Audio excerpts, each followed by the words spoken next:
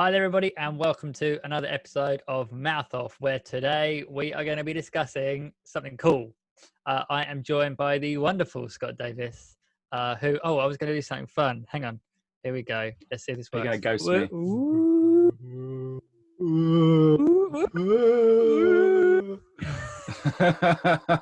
Oh, it's the simple things. It makes us laugh, doesn't it? Yeah, I mean, it's not funny, is it? But hey, whatever. So today we are going to be discussing something which you may or may not have heard of. What it's called is Cleaning Up the Town, Remembering Ghostbusters. And full disclosure, this was made by two of our friends, both myself and Scott. We've known Anthony and Claire Bueno for quite a long time, or very long time actually.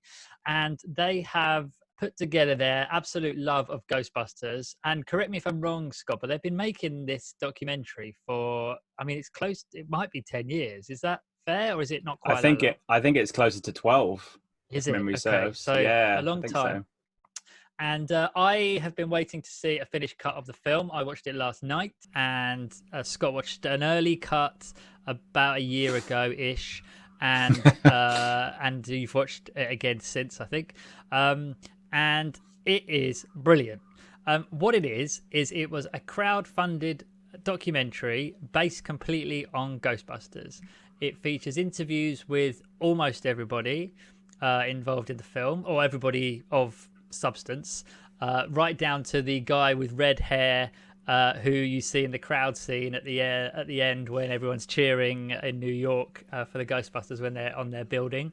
They speak to puppeteers, they speak to most of the main cast, they speak to director Ivan Reitman, and yeah, it is brilliant. I absolutely loved it. So let's get that. But equally, like I said, it's made by our friends. We are potentially biased, but we're going to do our best to be impartial as much as we possibly can. So Scott, do you want to just say what you saw when you first saw it a year ago, and just maybe I think you know a bit more information about how this all came about? About a year, it must have been in the last year, I saw a cut that was about 2.5 hours, which was a very, very rough cut, because they were kind of, I think, as most documentarians would probably do, they would cut downwards rather than add stuff. It's easier to take stuff off than to add stuff while they're doing all the stuff. And they had a lot of the graphics. I mean, the stuff at the beginning where you see the kind of the ghost trap machine kind of, and the light going off is all kind of real. I think, they've shot it and then added loads of elements to it. So I think they spent a long time kind of nipping and tucking it, and then obviously trying to sell it and get picked up by distribution, all that kind of stuff. But I think the nature of something like this is, you have to speak to certain people at different times. So, for example, they could spend a year interviewing people, but if Sigourney Weaver's off making Avatar for a year, you can't speak to her. So I think making documentaries like this, it takes such a long time. But they got pretty much everybody. I think the only, and again, they're talking about our friends, but the only kind of downside to it is there is no Bill Murray, the new Bill Murray, and there's no Rick Moranis. But obviously, Rick Moranis' situation is much different to Bill Murray's situation. Bill Murray is just a bit elusive, isn't he? Whereas Rick Moranis obviously retired. And he obviously lost his wife and everything else, so he kind of took a step back from Hollywood. So that was a bit different. But they managed to, the good side is that they got lots of people, and lots of people that aren't sadly with us anymore.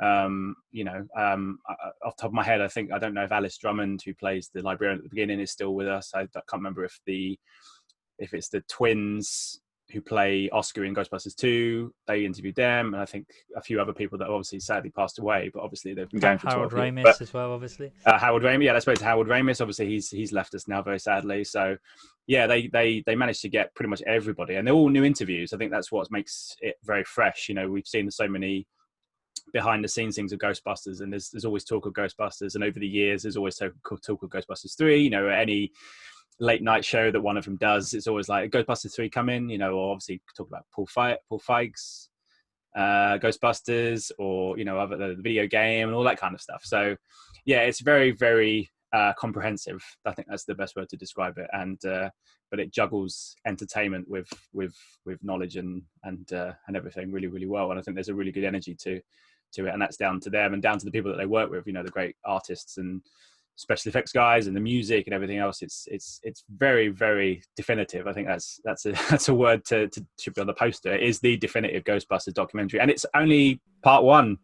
There's another one to come yet at some point, hopefully. I didn't know that. Yeah, there's a ghost. So they did a Ghostbusters 1 and Ghostbusters 2. So they've I spoke to see. a lot of people from Ghostbusters 2. They're in Ghostbusters 2. Um, Ah, a lot, that doesn't make any sense. A lot of people that are in Ghostbusters 2 for the Ghostbusters 2 documentary is what I meant to say.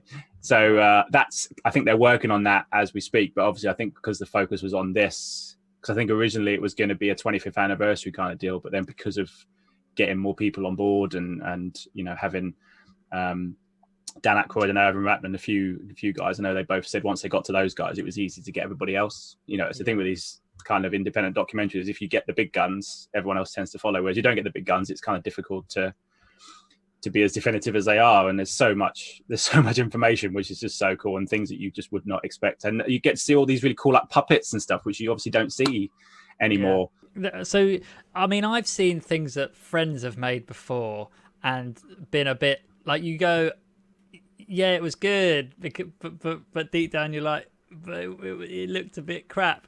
But honestly, the look of this is so good. It's so well made. It is good, yeah. So straight, like you said from the beginning, with the you know, the ghost machine. But the graphics they use around that and the edit throughout from start to finish is just exceptional. They've got access to so much behind the scenes photography and quite a lot of B-roll footage as well that just made it extra entertaining. It really was like an official behind the scenes look into this movie.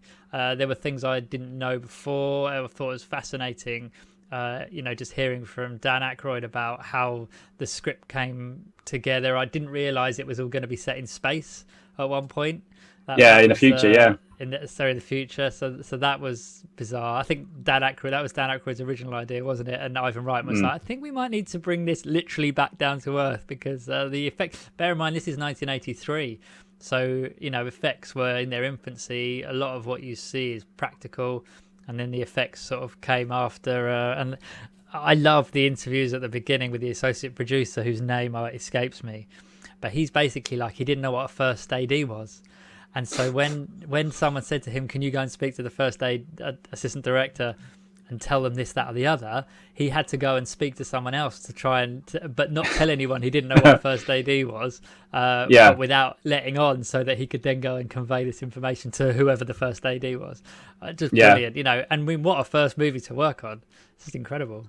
Well, yeah. And like you say, there's so many nuggets of information and things that people didn't know. I mean, a lot of people know, obviously, the story that James Belushi was going to be part of it in the original concept. Hence, they created Slimer and kind of his image more from Animal House than anything. But then to see like the storyboards that they'd made, because they wanted John Candy to be Louis Tullier, and they did put John Candy in the storyboards. And it's really weird to see him in the scene, because the scene is exactly the same. It's just Rick Moranis changed it for Rick Moranis, and John Candy wanted to play it as a German and have German shepherds and all these weird things, which is fun. Yeah. And I like how they've done early storyboards, but incorporated the early storyboard art into the film. So it showcases what it would look like if it was Dan Aykroyd, James Belushi, and Eddie Murphy, which was a kind of a very, very original conceit. I don't think Eddie Murphy was ever close to being in it, but that was the original, because they were on Saturday Night Live and stuff like that. It was just like, the selling point is, this is what we're going to do. It's going to be Ivan Reitman and us three.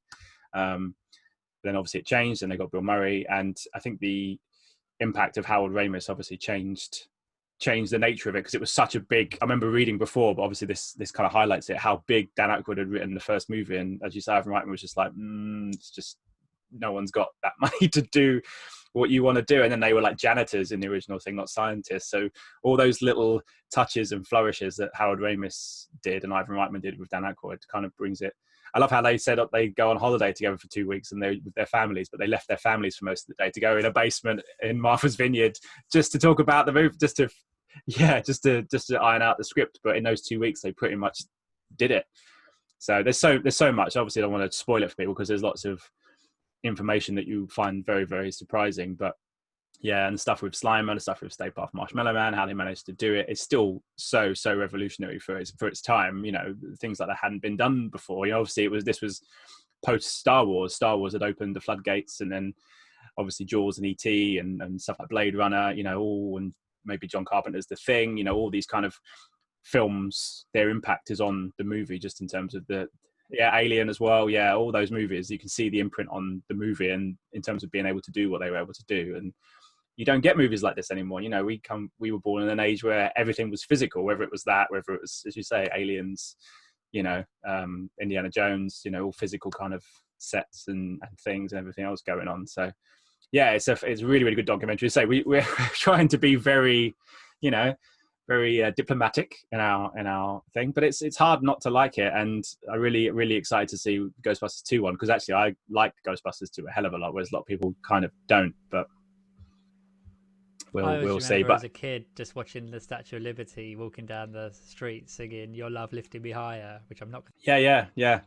I think the thing with Ghostbusters 2 was, I know from obviously we don't talk about Ghostbusters 2, but I think it was slightly more kid friendly, because obviously the cartoon had come out after the first movie, so the audience had kind of changed a little bit. That's why it's slightly sillier, I guess, in some respects. It's more of a comedy than, the first one is a comedy, obviously, but there's a lot more kind of adult, less adult humor, because in the first one there's all the stuff with the the ghost that comes and takes Dan Aykroyd's pants off, and the sexual stuff between Sigourney Weaver and Bill Murray, and all of that stuff is kind of very toned down for that, because obviously the kids really, that TV show, that cartoon was just an insanely successful cartoon. It was kind of definitive for its time. So I think that's why Ghostbusters 2 is slightly different, but I still like Ghostbusters 2. You get Peter McNichol playing Janosch. He's like, oh no, please, no, please get out, no, please. I love Peter McNichol, he's great. But as I say, there's Vigo. Is Vigo. Yeah, voiced by Max von Sydow, which a lot of people don't know. There you go, little nugget for you. But yeah, there's that one to come yet. So if it's as good as this, but I think obviously we're very friendly. I obviously do the red carpets and stuff, so we're kind of in the same circle. So I think you've known them for a little bit longer than me, but I obviously see them quite a lot doing the red carpets and stuff. And obviously our lovely cameraman Colin obviously sees them quite a lot. But they were saying, it took such a long time, and I think after the 25th anniversary left, they missed the target with that, because they were still kind of making it. It kind of was serendipitous that Jason Reitman's obviously made a new Ghostbusters film, which was supposed to be coming out now. It was supposed to be coming out next in sort of 3 or 4 weeks' time originally. So it kind of ties into that, and I think that's why they want to get Ghostbusters 2 done before Ghostbusters Afterlife, which is essentially Ghostbusters 3 from all given details from the trailer, that's going to tie in really strongly with that. And I had a premiere at the IMAX. Who gets to have a premiere at the IMAX? That's usually only like Tom Cruise or Christopher Nolan, right? Yeah, very cool.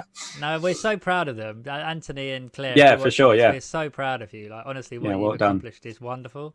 Do you know what surprised me? So if I want to ask Anthony what the most surprising thing was from the film, so I'm going to do that. But what surprised me most was that the fact that Sony, for whatever reason, or Columbia, didn't put the full list of people who worked on the movie in the credits.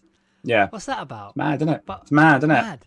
It's mad. I don't know if the the DGA, PGA, Directors Guild of America, Producers Guild of America rules were very different back then. In a strange way, movies and cinema were very different back then anyway. But the rules that we have now are very different to what they were in the 80s, because it was still, things were changing at such a pace in the 80s, given digital effects were coming into it and all that kind of stuff. And there was, after Jaws, there was this big, the summer blockbuster was born. So a lot of the big budget movies that were going to do big money were all kind of, it was very strange. But I'm glad that they managed to sort that out now, which is good.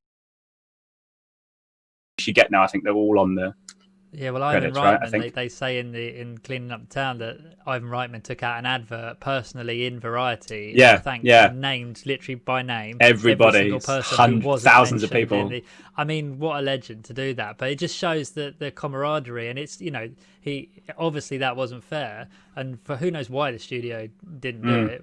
Bizarre, but good. Fair play to Ivan for taking that on.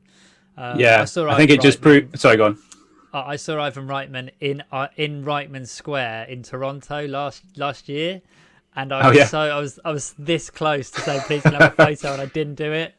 But Reitman in Reitman Square, that's cool. I thought for me that personal memory was close enough, but I'd quite like. Well, if things slowly get back to normal and there might be some red carpets by March next year, maybe he'll be here for the Ghostbusters premiere. Sorry, Colin. We're just letting you know you can't do that one because Dave wants to beat Ivan Reitman. But I think it's out of his car. I felt a bit fanboyish, so I decided. Yeah, I think if it was on the street, you might have been all right. But do you know what? If he was because I guess you were at the Toronto Film Festival, right? That's right. Yeah, I said to myself, if I see him again, I'm going to do it. I'm going to ask him for a photo. And I saw him again the next day in the cinema, in the cinema like foyer, and he walked past me, and I honestly, I never do it, but I was like, Dave, if ever you see him again, make a deal with yourself that you will ask her for a photo. I saw him again. I didn't ask for a photo, so I'm gutless.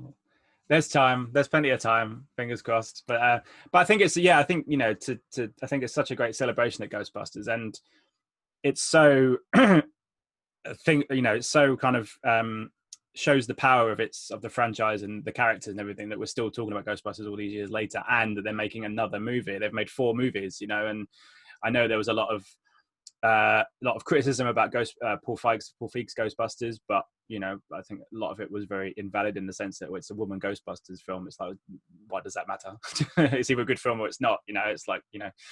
It's like we were saying on our Instagram the other day about, whether Bond should be white or black, as long as the film's good and the character's good, who cares?